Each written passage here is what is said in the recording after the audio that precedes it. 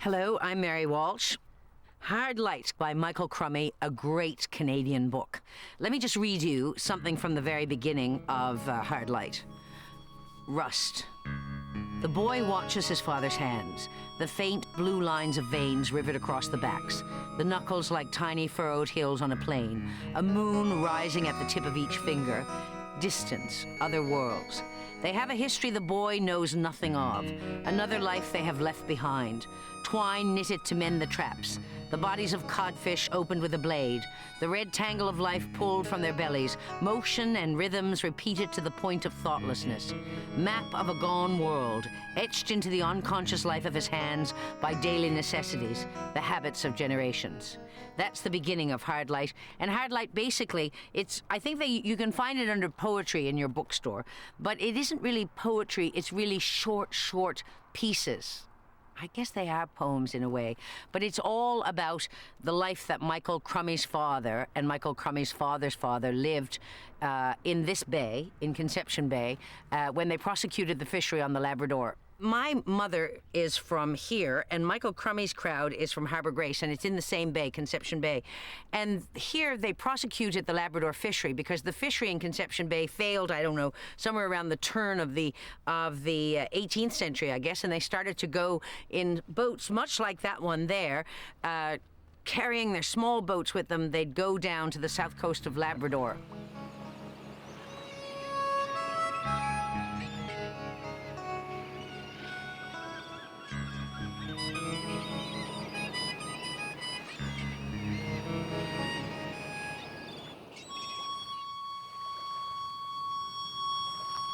There was a story about my grandfather, or my great-grandfather, I'm not sure which, it's either Roll or Ned. One of them had the gift, and they could bless the waves and make them go back. And so they were down on the Labrador, and a big sea was coming up, and someone said, a Protestant gentleman on the boat said, on the big boat going down, Ned or Roll, bless the waves and make him go back, and grandfather apparently said, bless him yourself, you goddamn Protestant. He was a man with a gift, but small in many ways. But he also, when he was older, when people were lost on the Labrador, you wouldn't know for months, of course, because the news would only travel back by boat. But grandfather he would dream when people were lost. He would dream that they were coming up to the gap, and he could hear the water squishing in their boots, and he knew then that that person was lost and drowned. So I guess that, these stories, Michael Crummey's family stories and my family stories, though they're different, and his family stories seem more, they seem more loving in some way.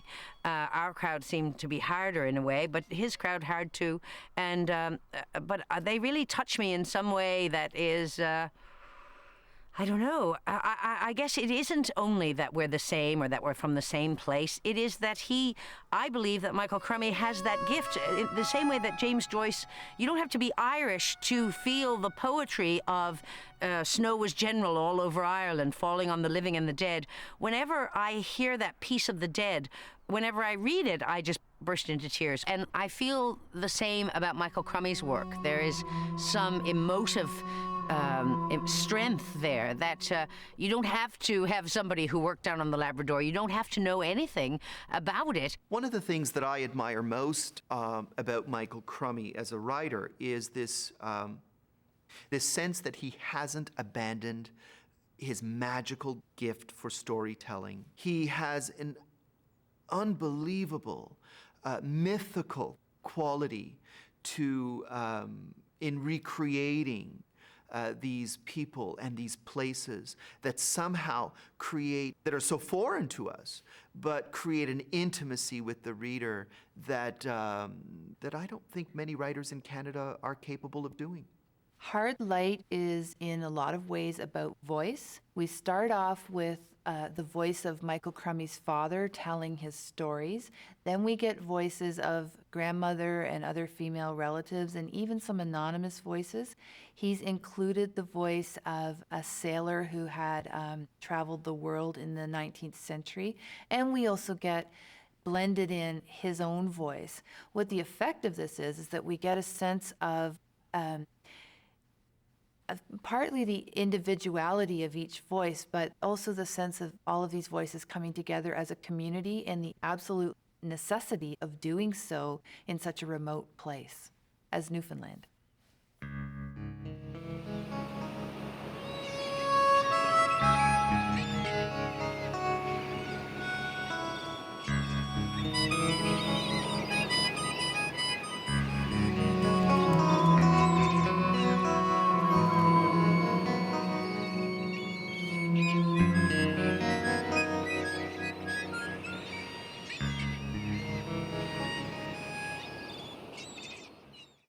Discovering Darkness. You happen on the book by accident. Diary of a Stranger, Long Dead.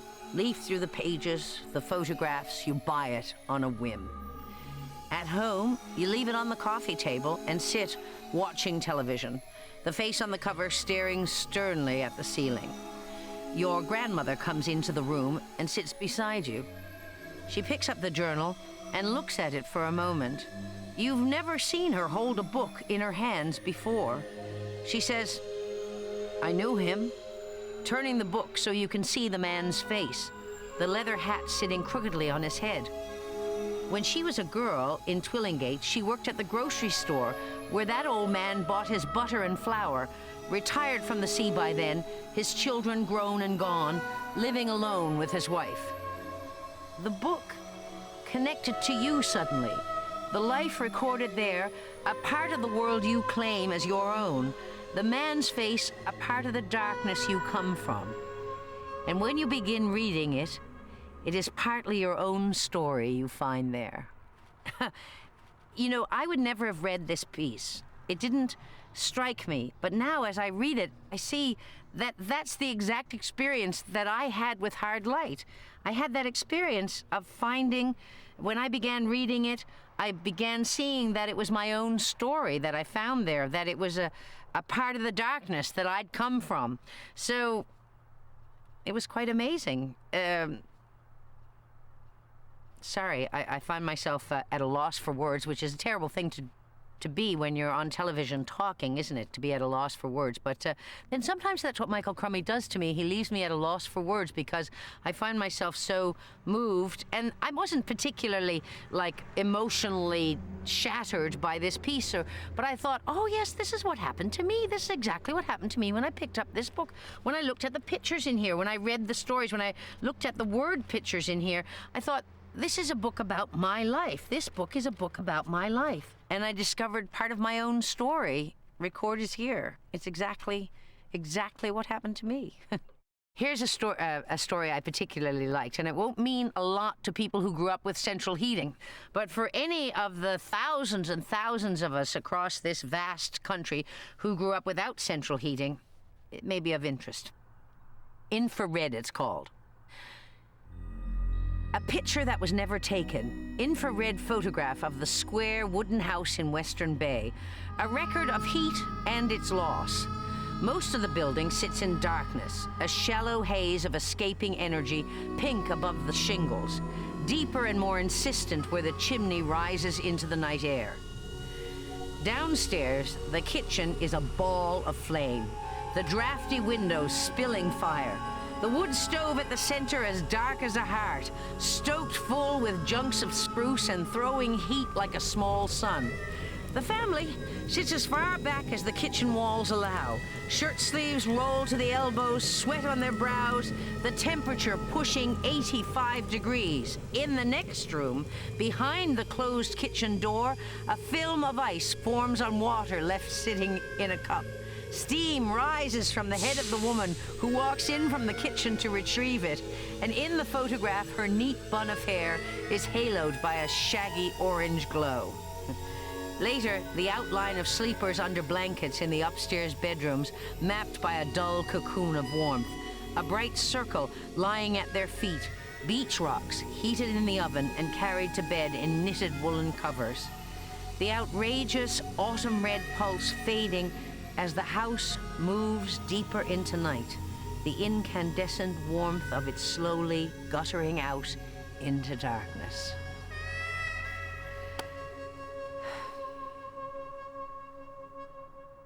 One of the things that Michael Crummey touches on in Hard Light is the depth of connection that can happen between people, and that doesn't even necessarily need to be expressed verbally. There's always a depth there, that it doesn't seem to diminish our interest in reading his work. It still remains evocative of a place and a time. It still challenges the reader to ask questions about our own worlds that seem so foreign and yet so intimate in a way. From Hard Light by Michael Crummey. I was crooked as a rainbow when I was a boy, I'll admit it. Stabbed Hollis with a pocket knife down on the Labrador, swung at him with a berry can and split his head open. He'd have beat the snot out of me on more than one occasion if I wasn't the faster runner. He read somewhere about Marconi's kites one summer and made one for himself out of brown paper and scrap wood. It had a tail 10 feet long with bits of colored rag tied every foot. He worked on it for a week in the old shed, and I chased him out into the meadow garden when he finished it. A perfect day for a kite, a brisk easterly and mostly clear. Helped him get it up and stood beside him as he let it out yard after yard of string, the kite pulling taut like an anchored boat in a tide, the narrow wake of the tail snaking behind it. And I'm tugging at Hollis's sleeve, wanting to hold it myself. He's leaning back to keep it high in the wind and telling me, no way, fuck off, it's my kite, no. Crooked as a rainbow, like I said. I stomped off toward the house, wishing him dead. When I reached the edge of the garden, the kite caught a downdraft, arcing to the ground like a hawk after a rabbit, as if my contrariness had sucked the very wind out of the sky behind me. It landed nose first 10 feet in front of where I stood.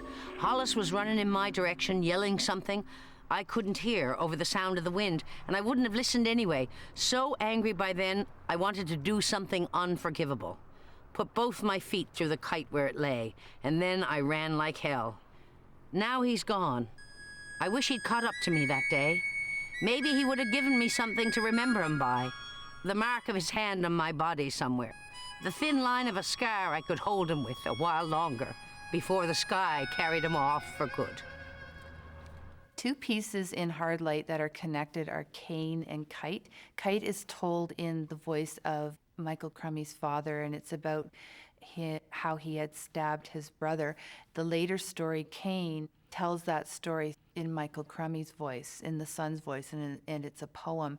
And we really get the sense that, of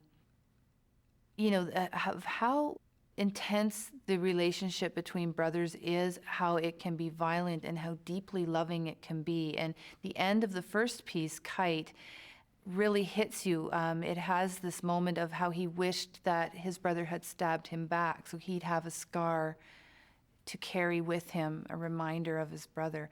And it just speaks to how scars are fragments of the past and fragments of love and fragments of time, and they are stories in and of themselves.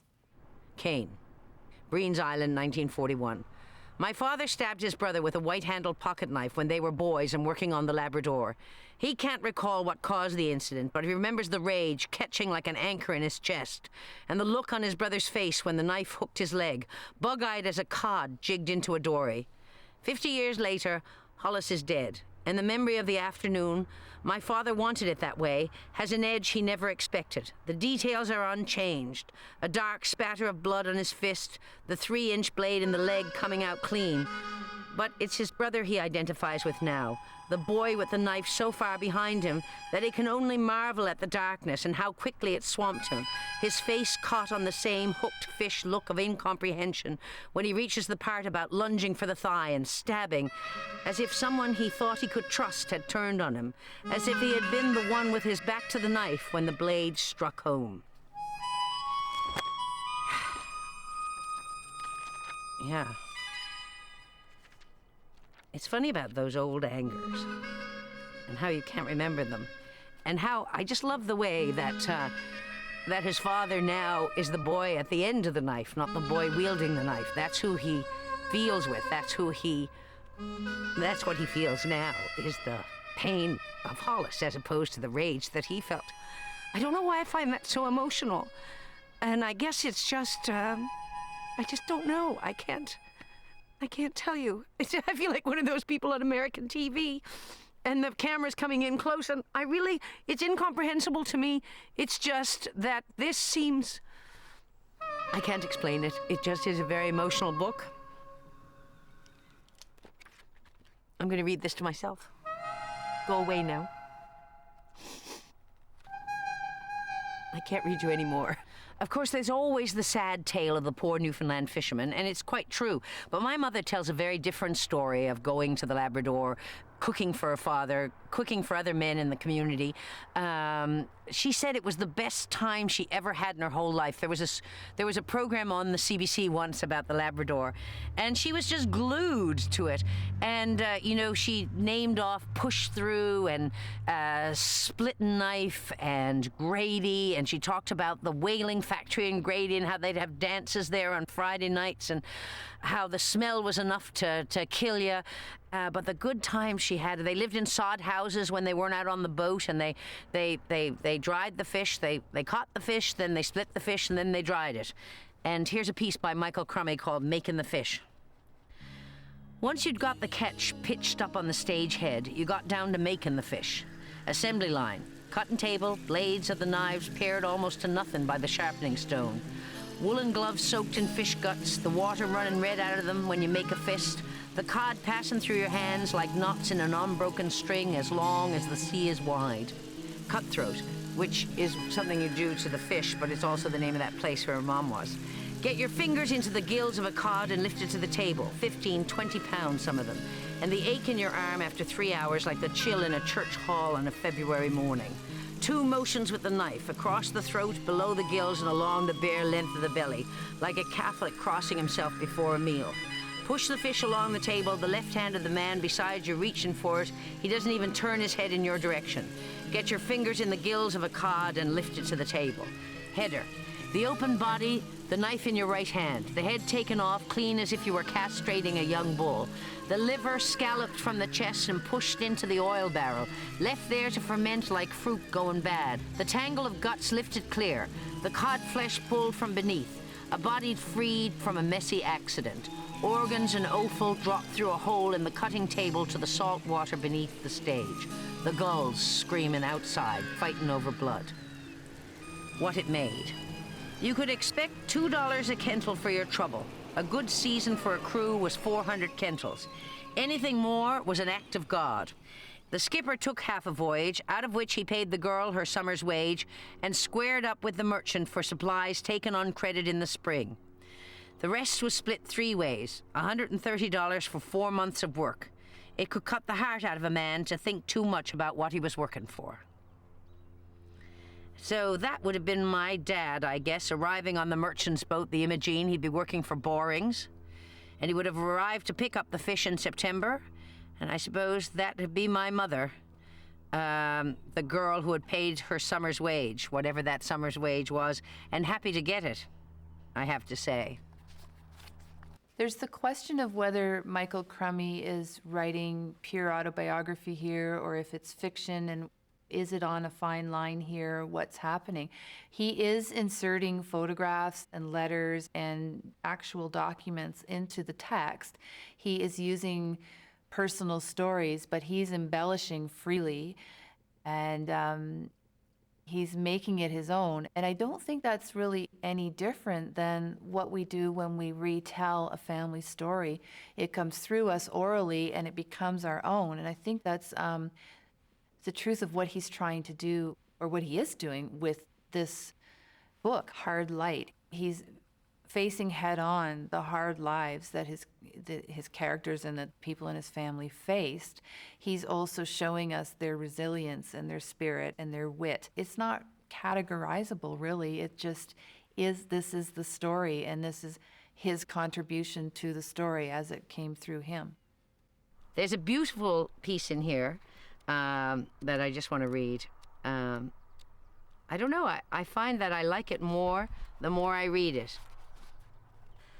It's called Bread. I was 20 years younger than my husband, his first wife dead in childbirth.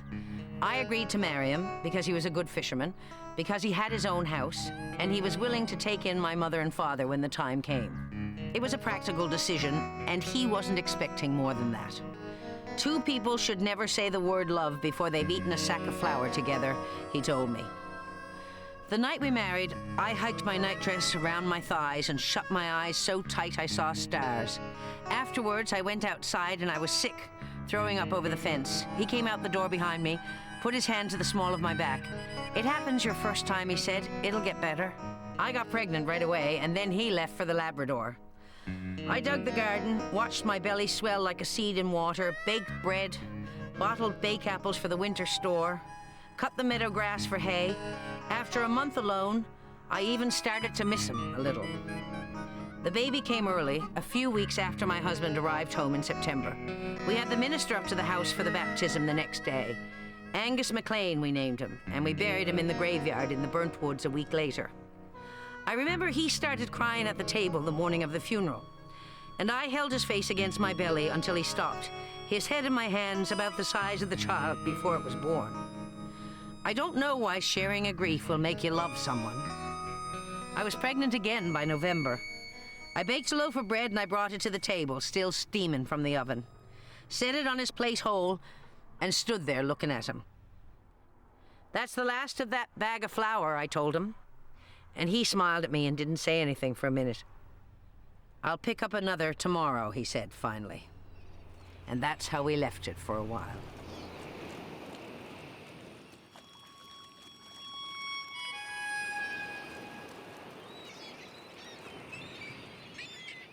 Sometimes I read because things touch me, and then I chose these things because they're Canadian. And then at the same time, you really want to make sure that people know that the power of Michael Crummey is that he transcends whether or not your mother was on the Labrador and whether or not your father worked for Borings, or, you know, all that, whether or not you know what a sound bone is or a splitting table or all that, because he talks about the human condition.